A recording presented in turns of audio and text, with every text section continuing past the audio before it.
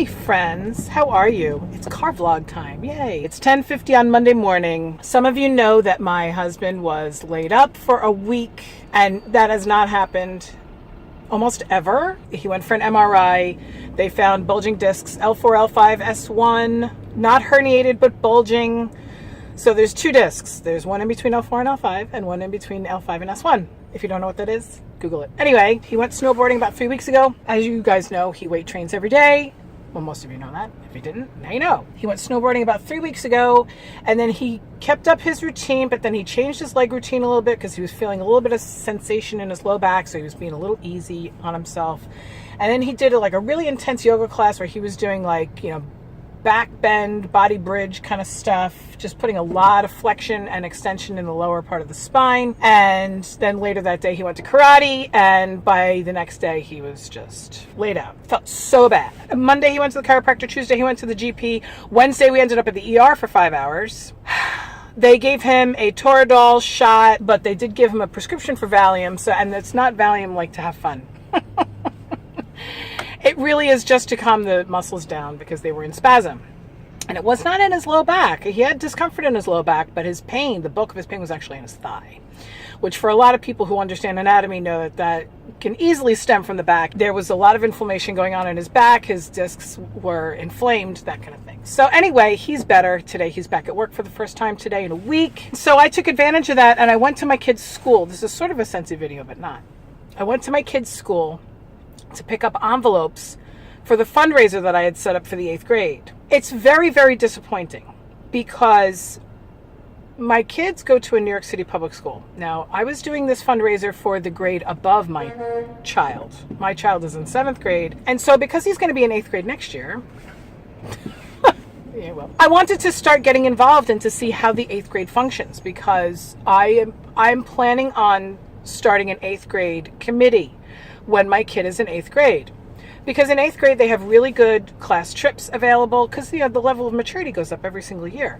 They have a prom, they have, yearbook, different things like that. And I'm so completely disgusted and annoyed and disappointed that out of 75 children, one person made one sale.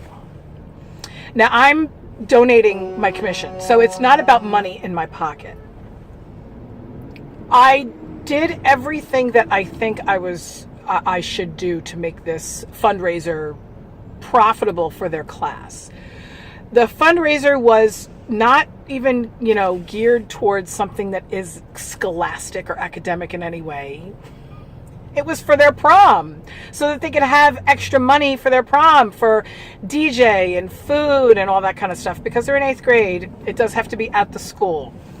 If they had had enough money, it would have to be a lot of money. They probably could have moved it outside of the school and done a catering hall thing. But it's only 8th grade. It's not like it's high school, So it looks like they've raised about $16 with this thing. And when I was proposing this, I said, I'd really love to bring in a warmer and some wax and a Scentsy Buddy and some, car bars, that kind of thing, and show the kids what Scentsy is in case they don't know anything about home fragrance. The principal was so cool. He brought the whole class, the whole grade down to the auditorium, and it was an assembly. And I was the person talking at the assembly, which was, I'm okay with public speaking. I've done some public speaking in my lifetime. So I explained how the warmers work. I explained how dangerous candles are because I do truly believe that candles are dangerous in every way, not just that they are a fire hazard, but they're bad for your health. You're breathing in soot and wax. That's not cool. Anyway, and one kid sold one thing. Really, really disappointing. There's zero involvement with the teachers. I'm on the board for the parent association. It's not a parent-teacher association. Technically, it's not a PTA. It's a PA, okay? Not to be confused with physician assistant. It's the parent association, and it's because the teachers refuse to have any involvement. It's very, very disappointing. It's very disappointing. You can't get 8th graders excited about anything.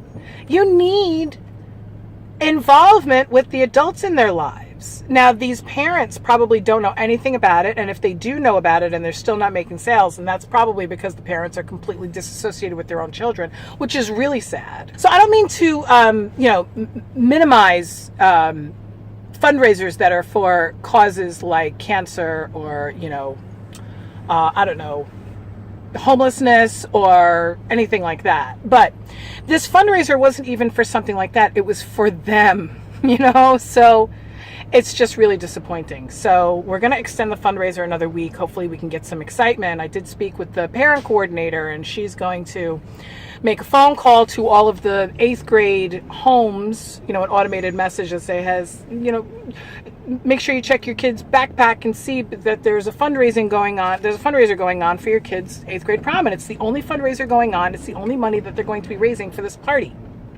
If they don't raise any money for the party, then the school has to foot the bill.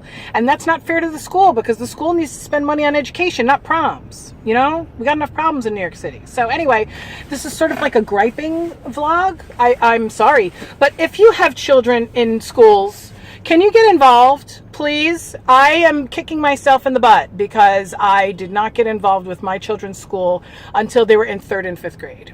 And I did the wrong thing. And now I feel that I need to be an advocate for children and their public schools. I'm kind of disgusted at the amount of, or the lack of involvement that the teachers have with their children. I went to a parent-teacher conference last week, and my children's teacher didn't know anything about him. They didn't know that he wanted to be a theater major. They didn't know that he liked cars. They didn't know anything about him. And they're supposed to be teaching 12-year-olds? And it's not like my kid is quiet about anything. You ask him about himself, he loves talking about himself. So it's really disappointing, and it's just sparking me into action. I'm not going to sit and bitch about it, except to you guys. You know what I'm saying? Anyway, I hope everybody has a great Monday and a great week. And I'm having a Zoom call or a video conference call with my team, and I'm collabing with another director on Sensi. And so we're going to have a double team Zoom call tonight. I'm very excited about that. If you'd like to be on my team, you're more than welcome to. You can just go to MetallicaMom.com/join. And there's a link there for you to hit. And you can become part of my team, and we can hang out and we can talk every day. And it would be great. If you ever want to be on my team in another way, this is a way to do it. So anyway, I'll talk to you guys soon. Happy Monday. Bye.